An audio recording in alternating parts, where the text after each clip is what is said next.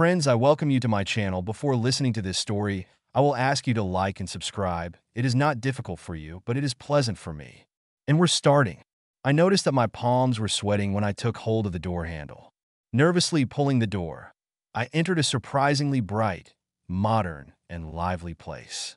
I took another step and heard the chair to my left scrape on the tiled floor, almost like fingernails on a blackboard, only much louder. I turned to look in that direction. I saw a flash and felt a very hot and heavy object slam into my chest. I backed away, but remained standing, trying to comprehend the situation I was in. I recognized Harold Blake's scowling face above the muzzle of the gun he held pointed at my chest. From the size of the barrel, it was obvious that he was armed with something significantly larger than the .22 caliber that I expected to see. He was yelling at me, but I couldn't understand him because of the ringing in my ears. Although I couldn't understand him, I easily deciphered his intentions. It was obvious that he was completely out of his mind. He raised the gun a little higher and took a step towards me.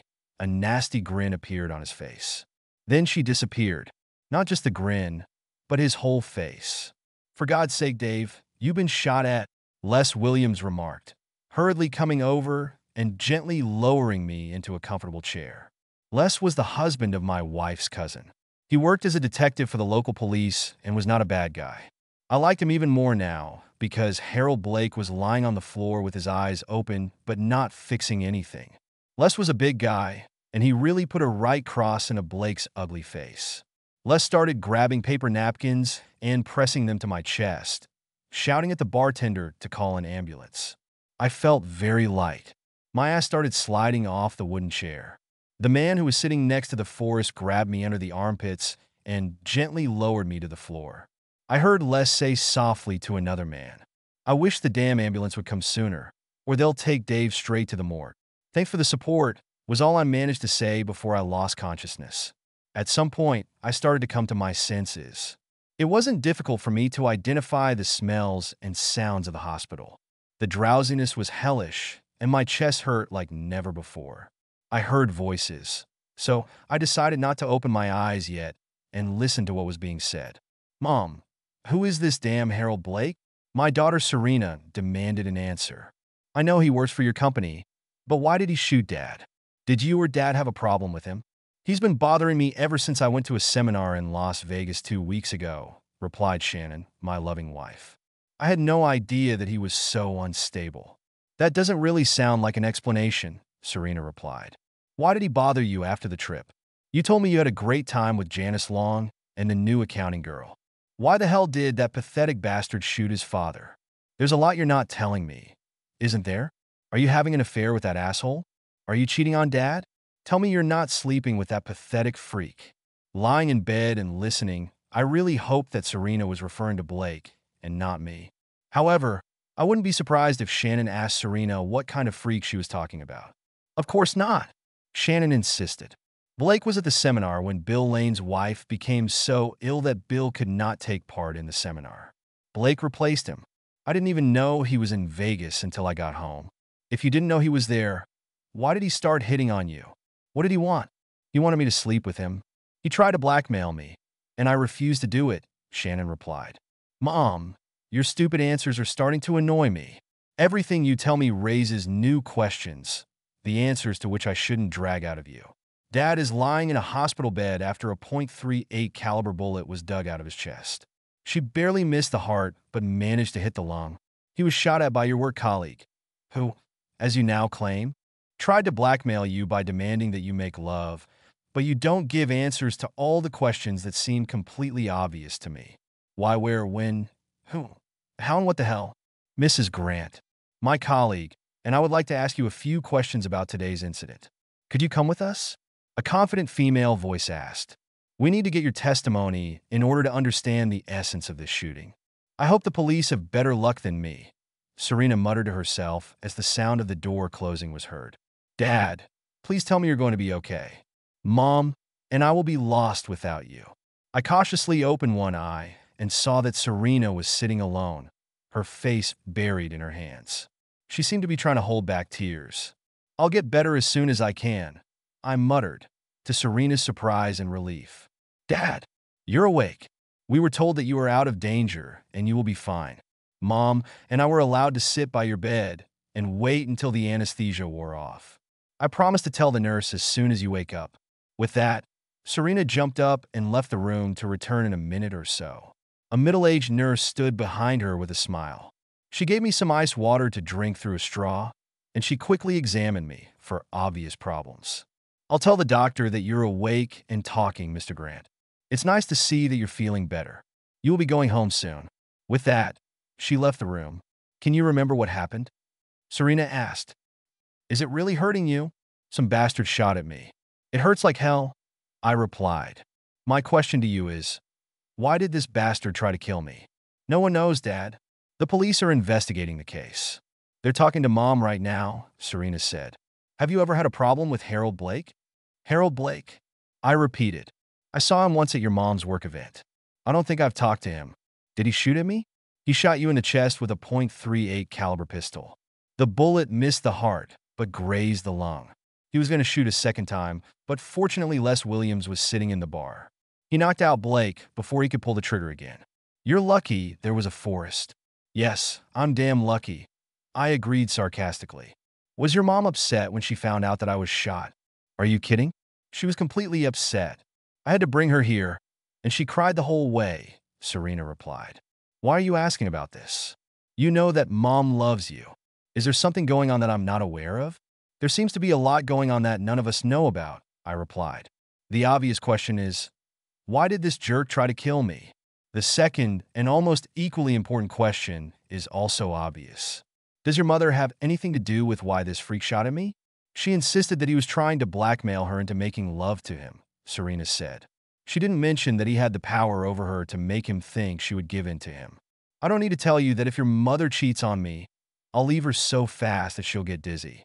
I have been faithful throughout our marriage, and I will not tolerate your mother walking around on the side.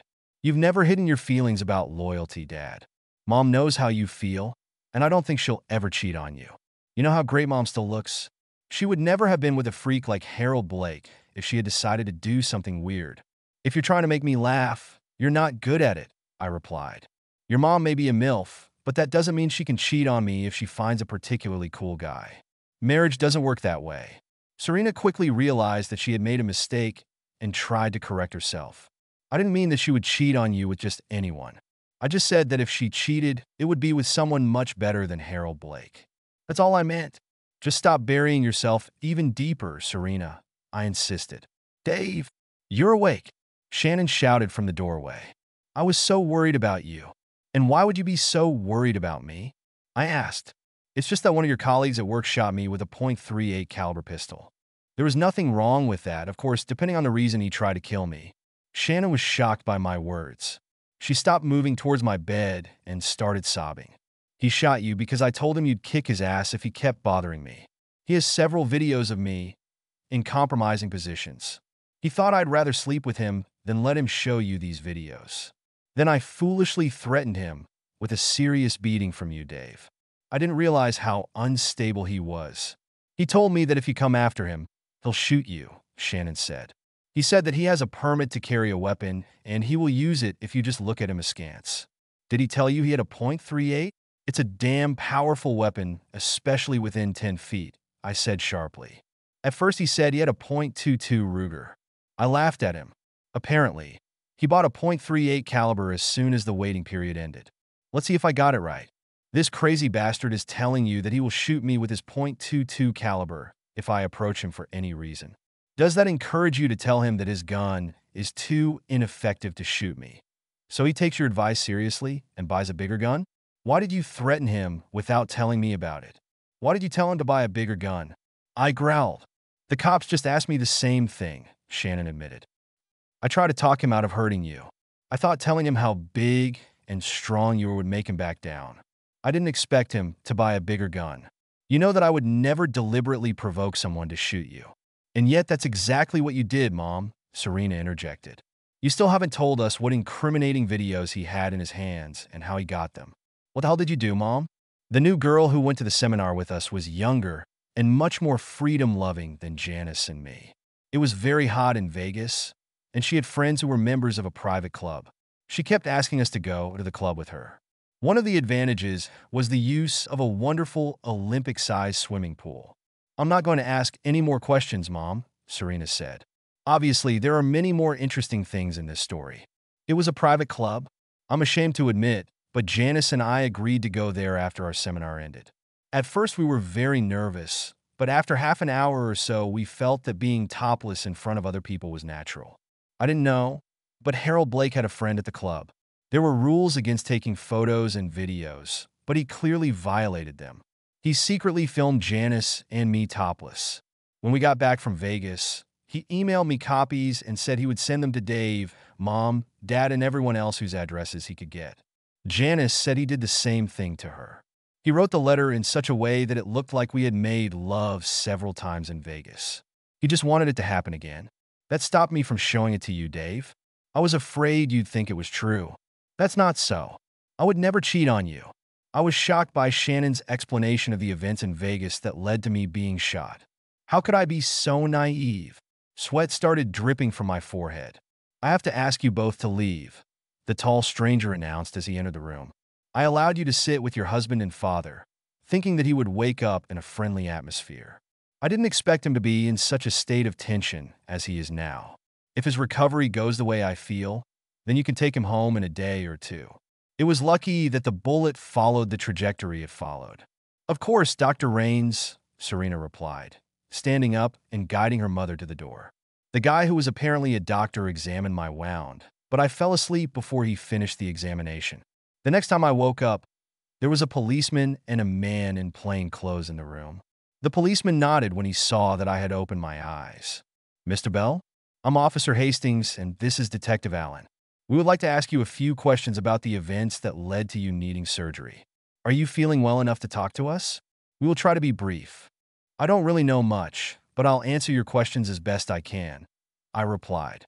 "Maybe it would be faster if you just told us what happened," Detective Allen suggested. I told him everything I remember from the moment I opened the door to the pub until I woke up in a hospital bed. "Did you communicate with Harold Blake before he shot you?" the detective asked. When I shook my head, he asked, "Have you read the emails he sent to your wife? She told us that you don't understand computers and don't even know the password." This detective made it easier for me by throwing me softballs.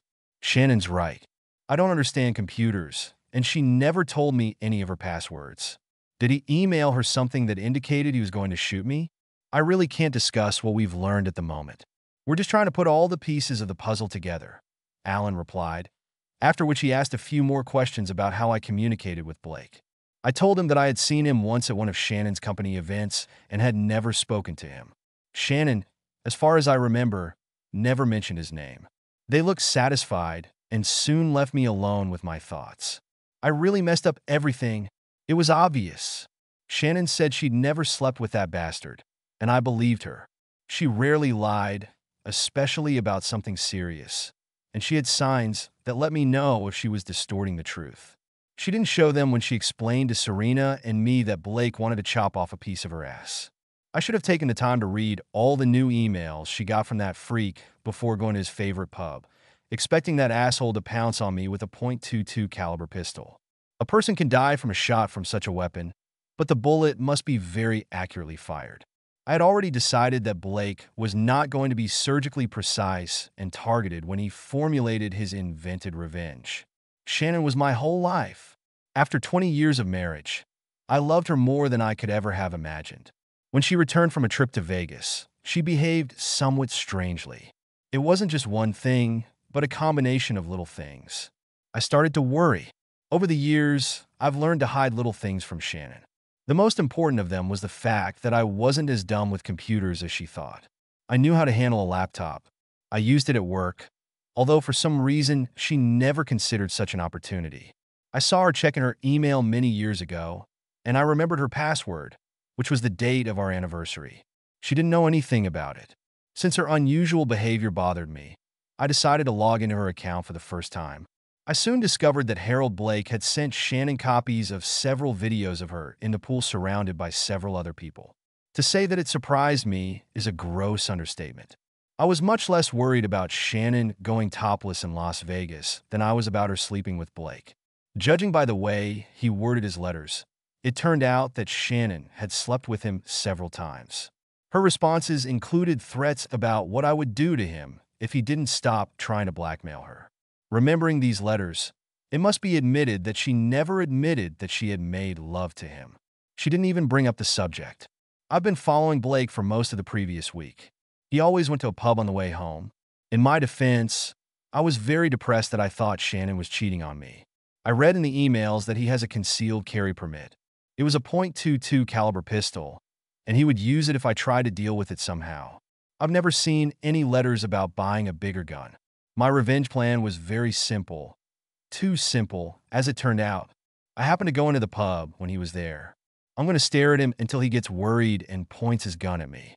If necessary, I would pretend to take my gun out of my pocket to get him to react.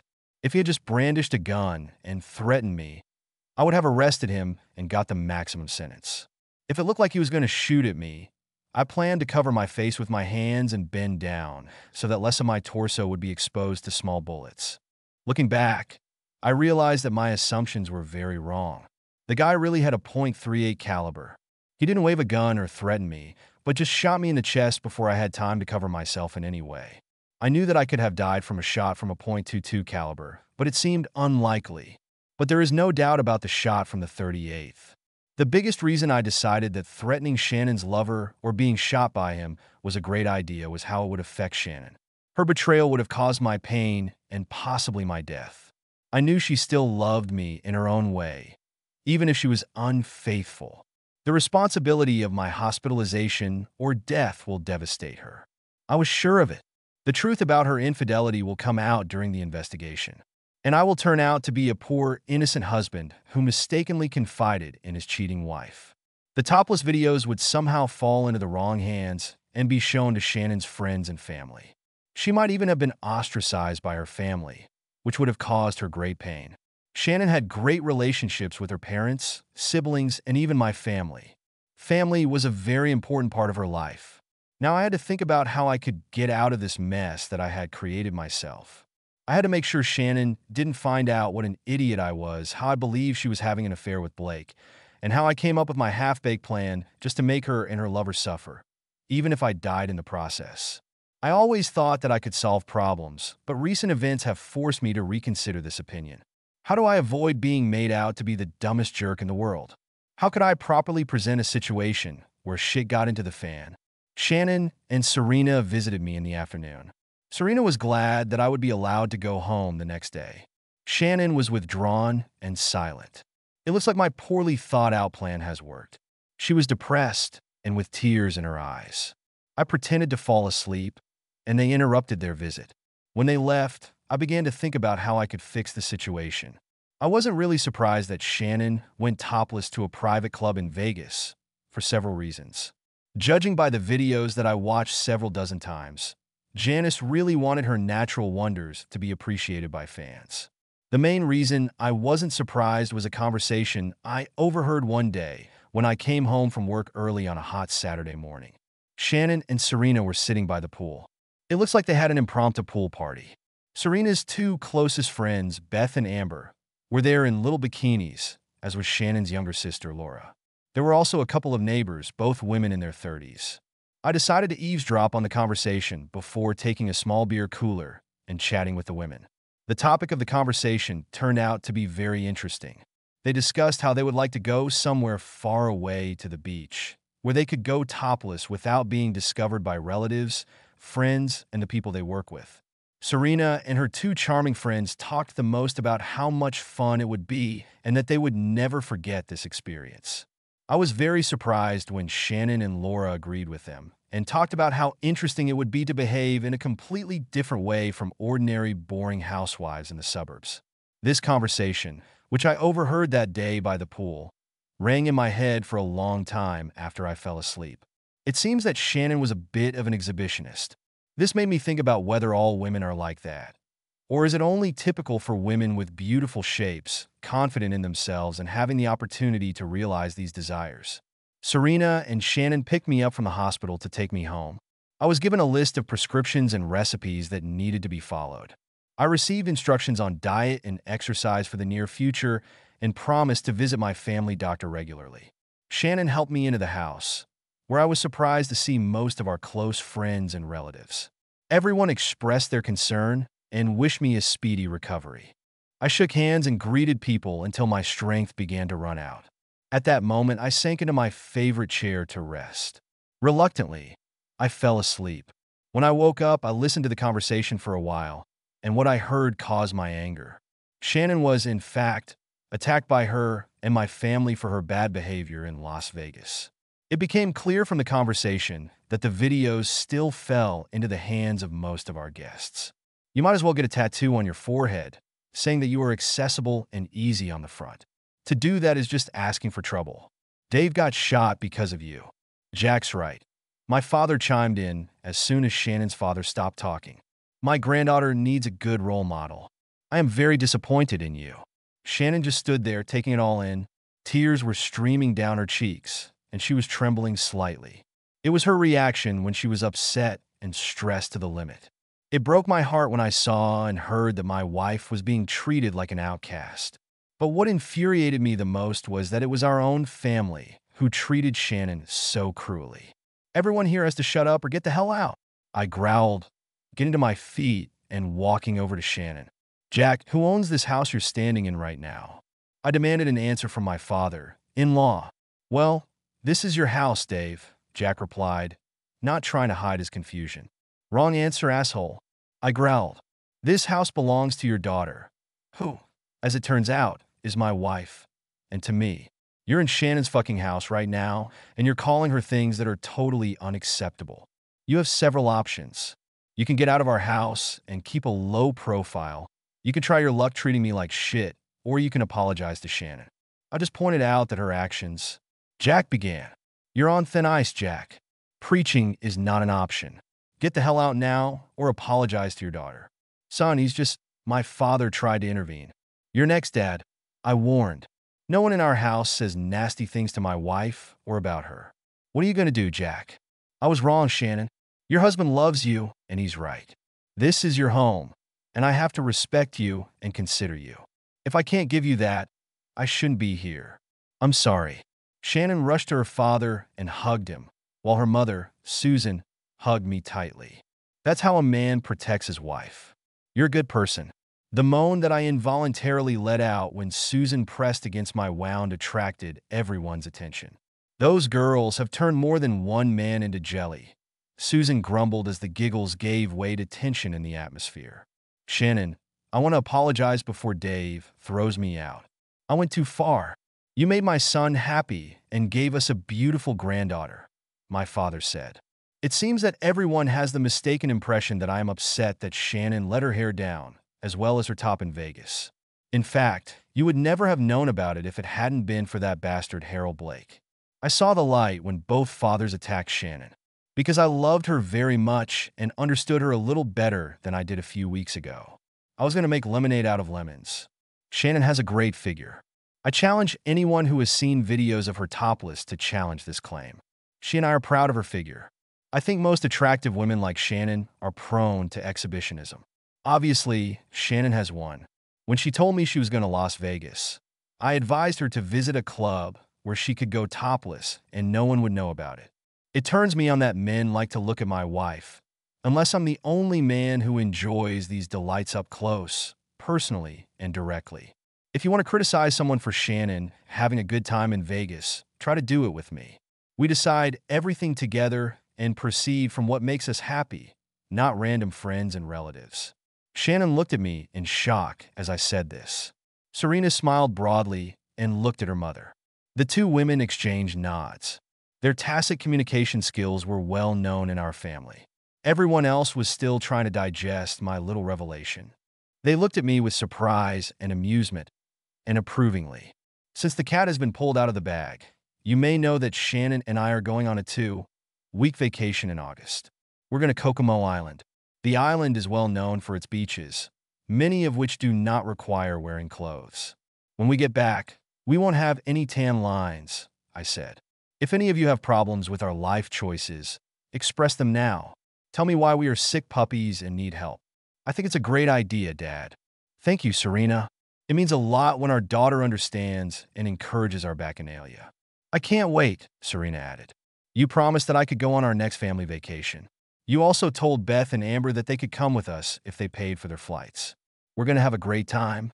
I was about to give my opinion about Serena going to the beach topless, and I immediately realized that I would react like Jack if I expressed concerns about my 19-year-old daughter going to the beach topless. I'd be the biggest hypocrite in the world if I offered anything other than support. Serena? I decided, thinking that I would have to talk to her alone later. I was torn between the possible options. Beth and Amber topless was a vision I wanted to experience. However, I was worried about Serena. I was thinking about telling her that this trip should be a romantic getaway for me and Shannon.